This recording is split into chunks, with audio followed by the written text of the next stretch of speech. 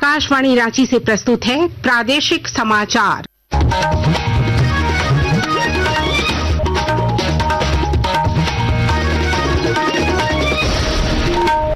नमस्कार, प्रादेशिक समाचारों के साथ मैं नीलम कुमार। पहले मुख्य समाचार। जेएसएससी ने सहायक आचार्य संयुक्त प्रतियोगिता परीक्षा के गणित व विज्ञान शिक्षकों के पद के लिए आयोजित परीक्षा का रिजल्ट किया जारी। 1661 अभ्यर्थी सफल। केंद्रीय गृह सचिव 28 जुलाई को आएंगे रांची। झारखंड के अधिकारियों के साथ उग्रवाद, पुलिस आधुनिकीकरण और साइबर क्राइम सहित विभिन्न मुद्दों पर करेंगे समीक्षा। झारखंड बिहार में करोड़ों की जमीन कम दाम में बेचे जाने के सहारा मामले में सीआईडी ने दर्ज की प्राथमिकी, जांच शुरू। दूसरी सोमवारी कल। राजकीय श्रावणी मेला देवघर में दर्शनार्थियों की सुरक्षा के लिए किए गए व्यापक इंतजाम। और मौसम विभाग ने राज्य के सभी जिलों में आज और कल भारी बारिश की जारी की चेतावनी। 23 जुलाई को 8 जिलों में येलो अलर्ट। और अब समाचार विस्तार से। झारखंड कर्मचारी चयन आयोग जेएसएससी ने सहायक आचार्य संयुक्त प्रतियोगिता परीक्षा के गणित और विज्ञान शिक्षकों के पद के लिए आयोजित परीक्षा का रिजल्ट जारी कर दिया है। इस परीक्षा में 1661 अभ्यर्थी सफल हुए हैं। सुप्रीम कोर्ट और झारखंड हाई कोर्ट के आदेश के बाद परीक्षा परिणाम जारी किया गया है।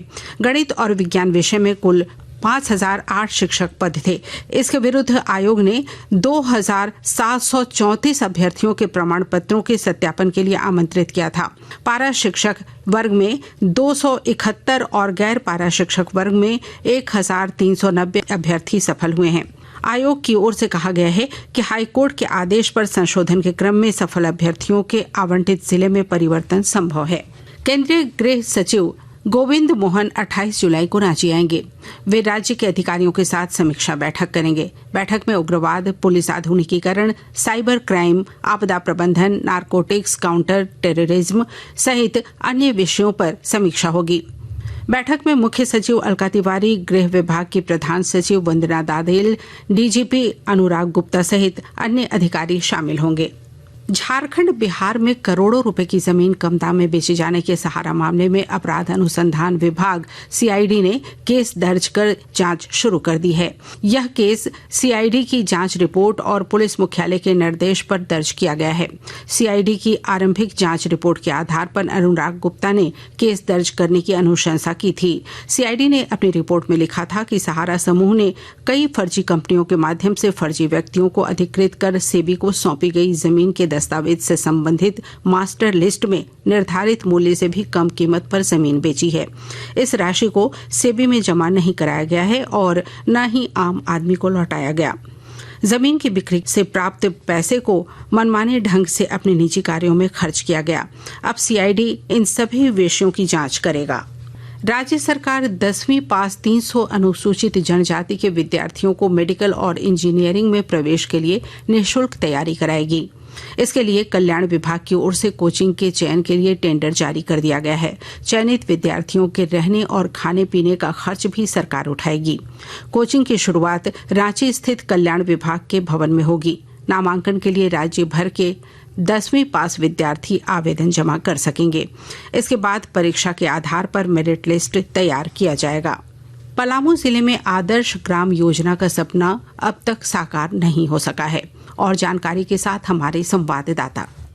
पलामू जिले में आदर्श ग्राम योजना का सपना अब तक साकार नहीं हो सका है। केंद्र और राज्य सरकारों द्वारा ग्रामीण क्षेत्रों के समग्र विकास के लिए शुरू की गई ये योजना जिले में सिर्फ कागजी कार्रवाई तक ही सीमित है। वर्ष 2014 से अब तक जिले के 260 गांवों को आदर्श ग्राम के रूप में विकसित करने का लक्ष्य रखा गया था, मगर आज तक कोई भी गाँव आदर्श मानकों पर खरा नहीं उतर सका है। पलामू के उप विकास आयुक्त मोहम्मद जावेद हुसैन बताते हैं कि प्रधानमंत्री आदर्श ग्राम योजना के फेज 1 में चयनित 20 गांव का विलेज डेवलपमेंट प्लान बनाया जा रहा है। जसप्रीत सिंह, आकाशवाणी समाचार, पलामू।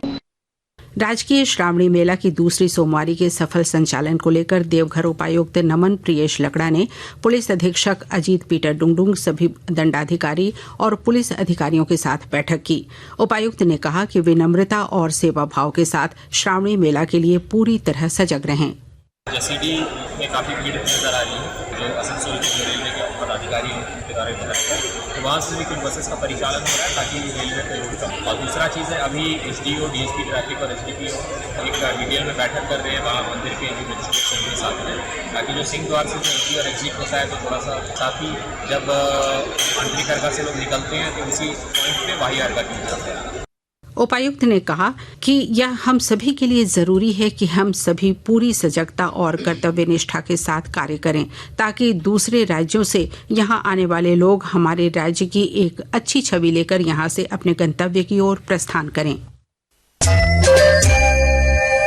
आकाशवाणी के ताज़ा तरीन समाचारों के लिए आप हमारी वेबसाइट newsonair.gov.in पर लॉग ऑन कर सकते हैं। ताज़ा समाचार X handle @AIR news alerts और Facebook page All India Radio News पर भी उपलब्ध है। आप प्रादेशिक समाचार एकांश के X handle @AIR news _Ranchi और Facebook page Akashvani News Ranchi, Instagram page तथा YouTube channel AIR news Ranchi पर भी हमारे बुलेटिन सुन सकते हैं। प्रादेशिक समाचार आप आकाशवाणी रांची से सुन रहे हैं। हजारीबाग सांसद मनीष जायसवाल की पहल पर सांसद तीर्थ दर्शन यात्रा के तहत 4 धाम के लिए पहले जत्थे को रवाना किया गया। इस मौके पर सांसद मनीष जायसवाल ने कहा कि 65 लोगों को रवाना किया गया है। इसका उद्देश्य सनातन धर्म में तीर्थ यात्रा के महत्व के प्रति तीर्थ यात्रियों को जागरूक करना है।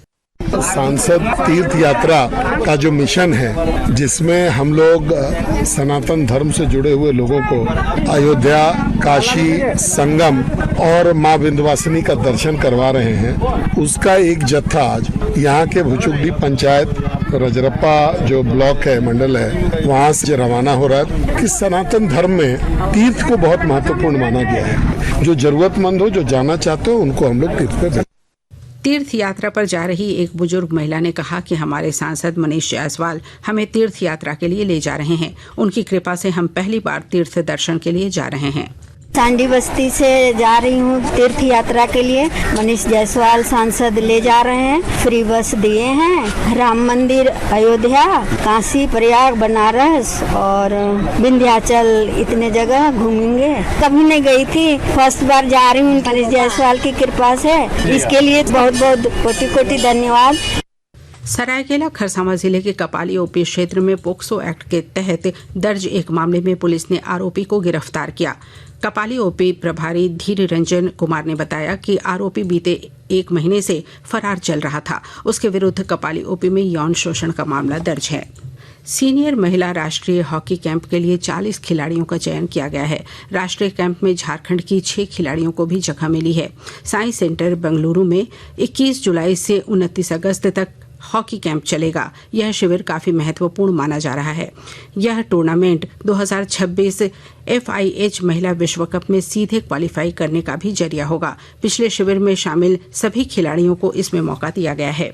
मौसम विभाग ने राज्य के लगभग सभी जिलों में आज और कल गर्जन और वज्रपात के साथ बारिश की चेतावनी जारी की है।